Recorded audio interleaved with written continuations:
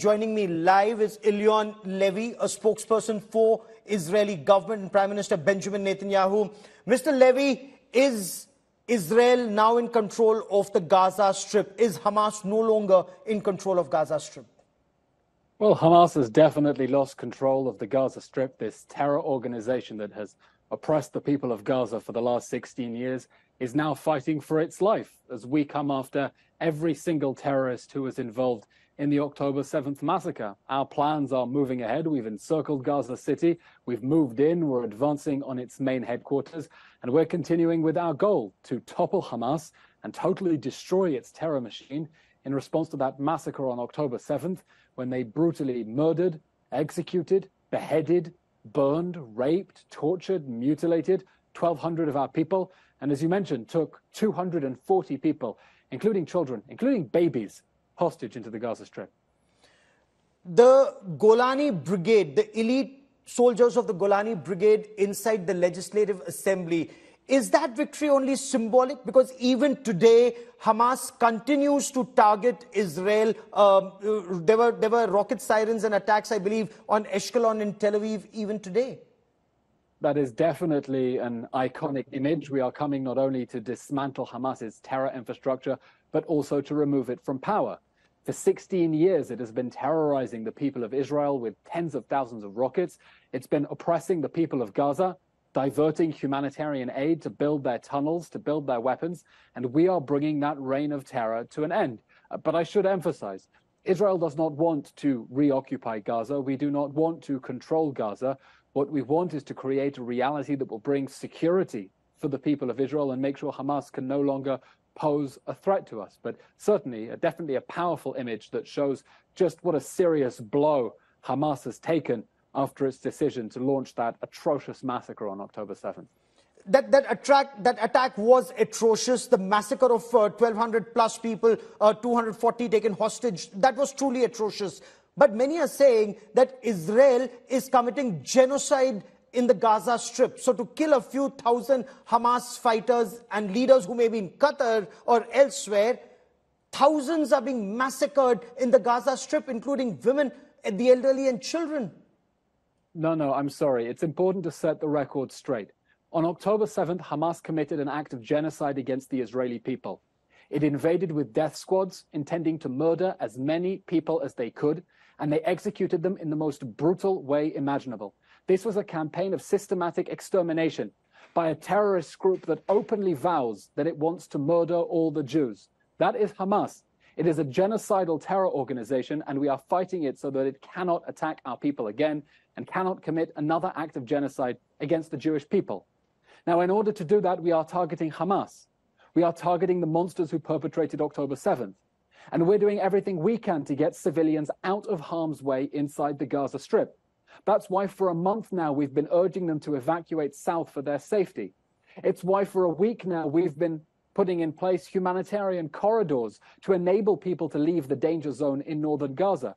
It's why our own soldiers have been putting their lives at risk to secure Palestinian civilians so they can evacuate.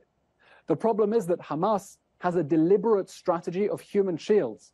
People don't understand how sick and twisted Hamas's strategy is. Hamas has spent 16 years embedding itself underneath schools, underneath hospitals, underneath homes, underneath mosques, because Hamas wants people to die. Sir, Hamas leaders if you want to kill openly Hamas, they want to martyr and sacrifice their people, and that is a strategy. Non-combatants who are being killed in this combat. And Israel is being accused, if you permit me, sir, Israel is being accused of starving Gazans, not giving them water, not giving them food, not letting medicines and fuel get across, Mr. Levy.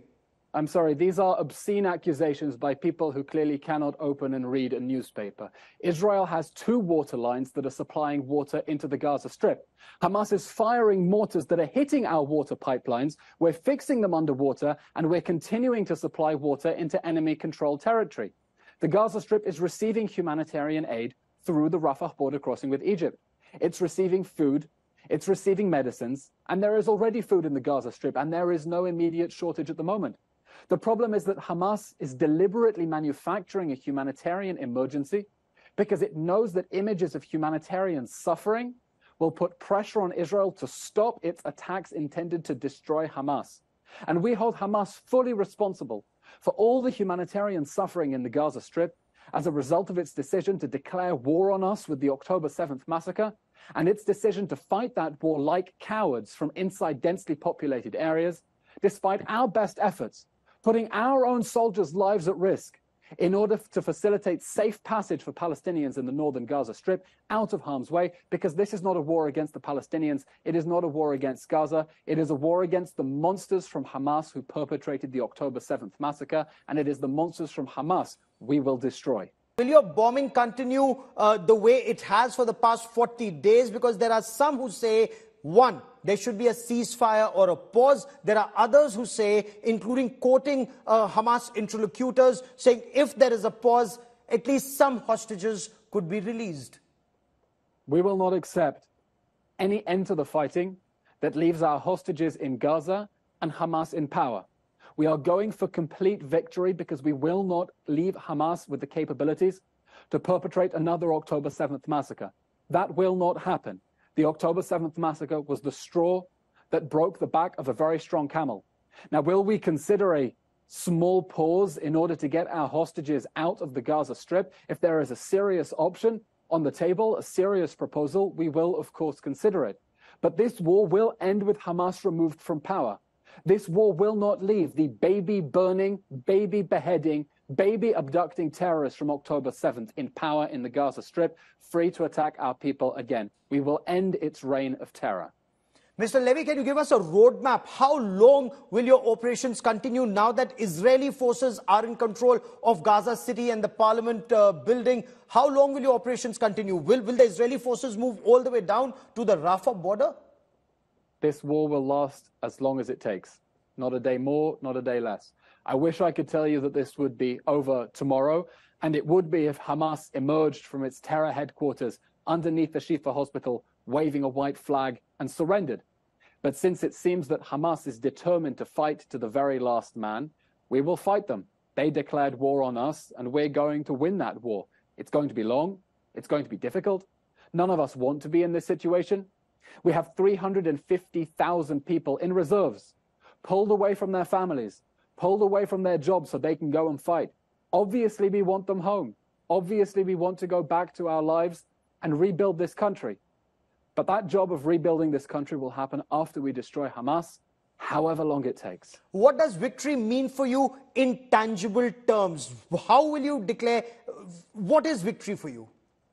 The total destruction of Hamas's governing and military capabilities inside the Gaza Strip. Victory will mean that the Gaza Strip can never again pose a security threat to Israel.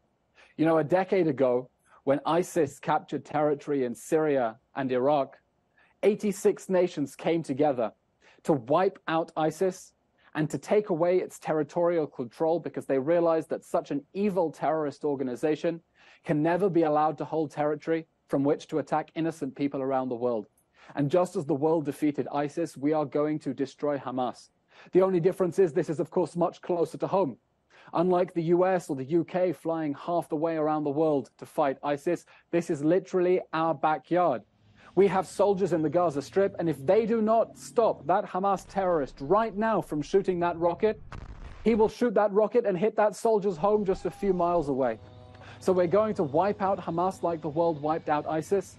We will bring to an end its reign of terror inside the Gaza Strip. Does that mean destroy every tunnel, go underneath that Al-Shifa hospital, destroy that command and control structure, wipe out every fighter? That could take forever. It took 8 months to a year to wipe out ISIS from Mosul and Raqqa. That is exactly what it means, yes.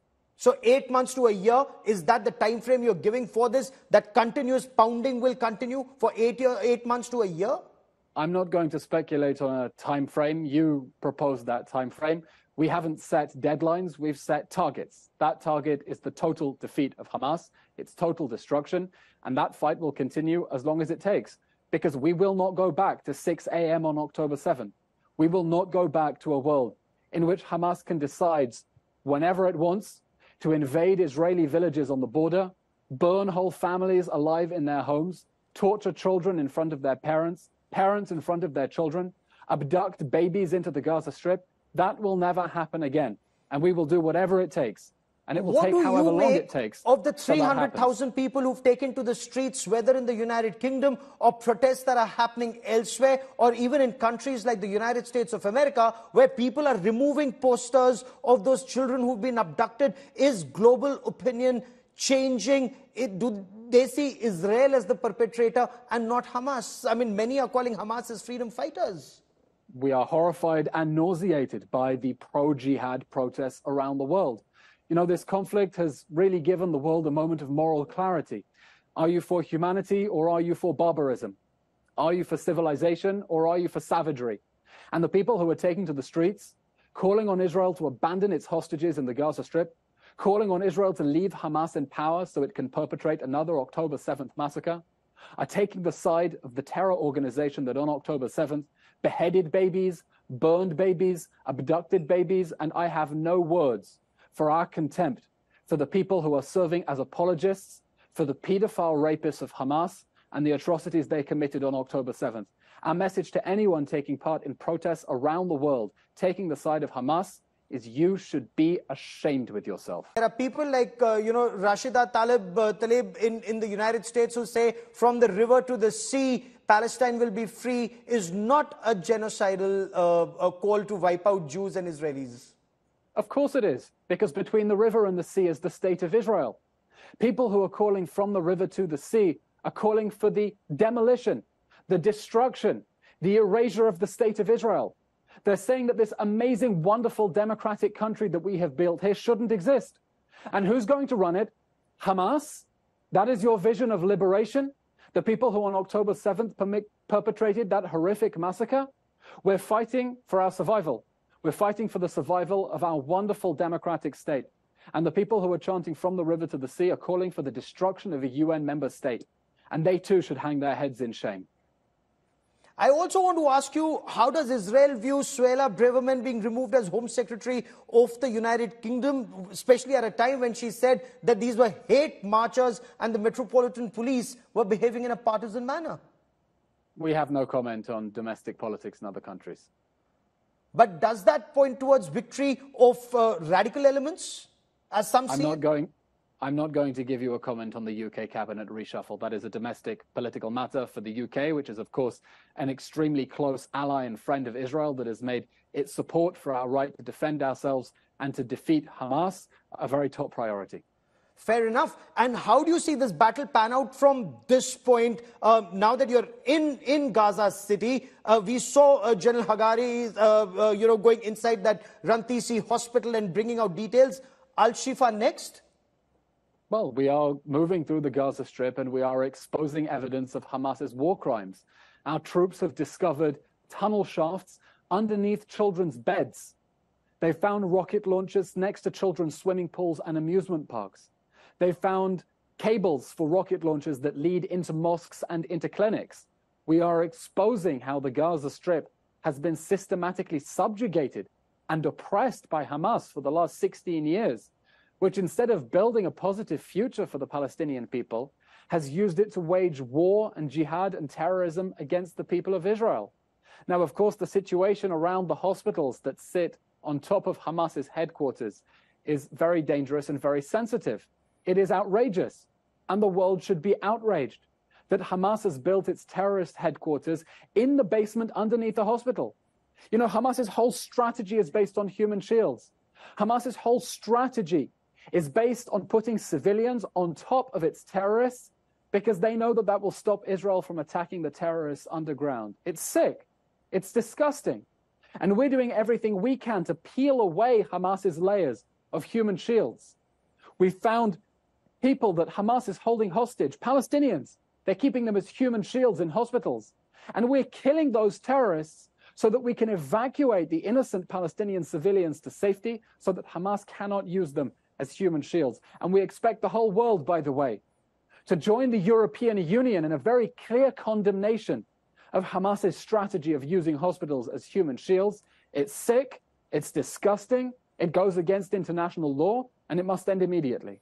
And are you disappointed 40 days into this conflict, you haven't been able to retrieve your hostages so far, 239 of them. Is that the reason that your operations are stalled, as some would argue?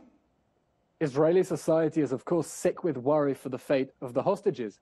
These are innocent people who were ripped out of their beds, and now they're being held inside a tunnel by terrorists with ski masks and Kalashnikov rifles.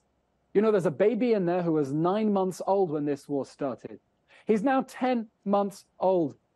There are children in there who are orphaned, because Hamas murdered their parents in front of them, ripped them out of their arms, and are now holding 3-year-old children, even younger, inside a tunnel in the Gaza Strip. You know, every time I go on air and I talk about the hostage crisis, I don't think I'm able to convey just how awful, just how terrible this reality is, that Hamas is holding babies, for goodness sake, hostages inside the Gaza Strip. And I don't think that there's a single viewer right now who, if babies in India had been abducted by LET or by ISIS and were being held hostage, wouldn't expect their government to go to the ends of the earth and to do everything possible to bring them home. And so we're ramping up military pressure on Hamas. We're turning up the heat on Hamas and telling it, you had better give us back our hostages now, immediately and unconditionally, and we will make you pay. Eylon Levy, for joining me here on India Today. Many thanks. So very clearly, the Israeli government really wants to go after these Hamas terrorists and get their children, their hostages, back home and safe. Eylon Levy, many thanks. Thank you.